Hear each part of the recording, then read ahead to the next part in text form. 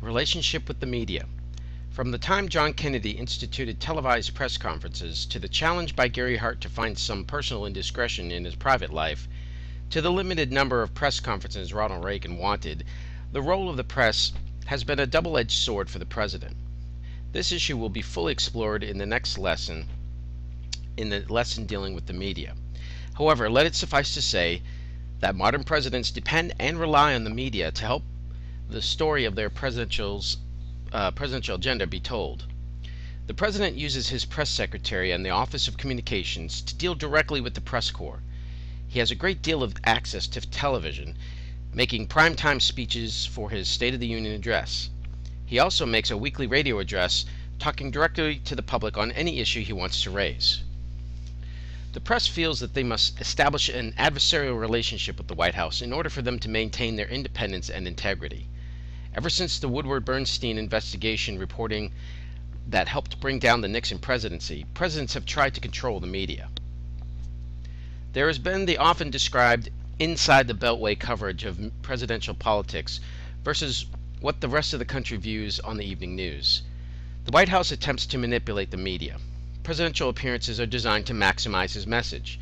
A public relations strategy by the White House of blaming the media for the nation's problems has been countered by the press, who claim that they are the messengers. Yet the president needs the media to bring his message to the American people.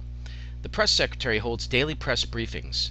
Reporters are given special invitations to have exclusive interviews with the president. Whether the press is biased against the White House is debatable. During the 1992 presidential campaign, supporters of President Bush accused the media of favoring Bill Clinton. As soon as Clinton was elected, his administration suggested that the press was portraying only the negative aspects of his administration. The tag "Gate" has been attached to presidential politics. Iran-Contra Gate, Travel Gate, Nanny Gate, Whitewater Gate, and Internet Gate are just a few of the scandals, major and minor, that the press has covered in recent years, sometimes described as a media frenzy. This type of coverage can certainly make or break a president. In one of the most bitter and partisan political clashes in American history, the House of Representatives passed 2 articles of impeachment on December 19, 1998. The events leading to the first elected American president's impeachment read like a sordid novel. Special Prosecutor Kenneth Starr had been investigating President Clinton's role in the Whitewater land acquisition and other alleged White House abuses, including the dismissal of travel office personnel and illegally obtaining FBI tapes. President Clinton had also been fighting other legal battles. Paula Jones, an Arkansas government official, accused the president of sexual misconduct when Clinton was governor of Arkansas. Clinton denied the charge, and Jones sued the president. The Supreme Court ruled unanimously that Jones' civil suit could proceed while Clinton was still in office. Clinton testified and denied the charges, as well as charges that he had been involved sexually with a White House intern. While this relationship with Monica Lewinsky was reported over the internet in January 1998, Starr began investigating the president to determine whether Clinton lied during his testimony in the Jones suit. Clinton publicly denied any sexual misconduct with Lewinsky. Starr's inquiry took 7 months to complete. The investigation culminated with the unprecedented testimony of the president appearing before a grand jury on video.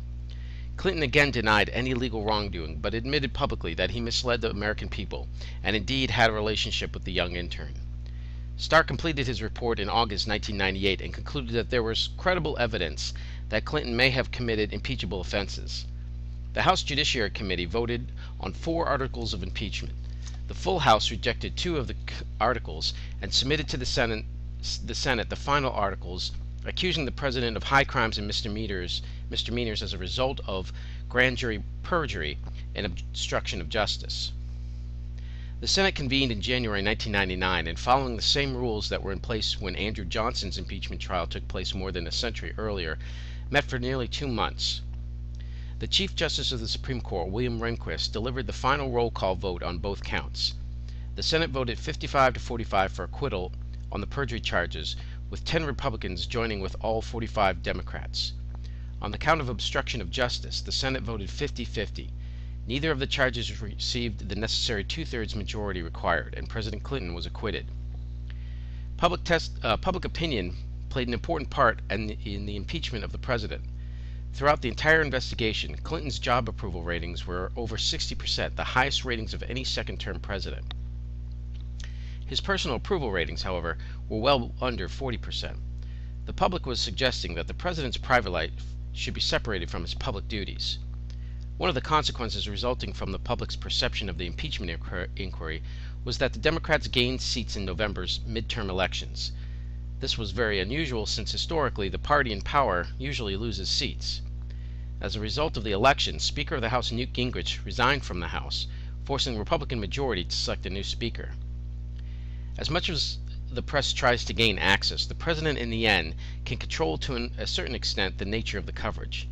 For instance, when the Marines landed in Somalia for a humanitarian purpose, the Bush administration gave full disclosure and there was live coverage of the event.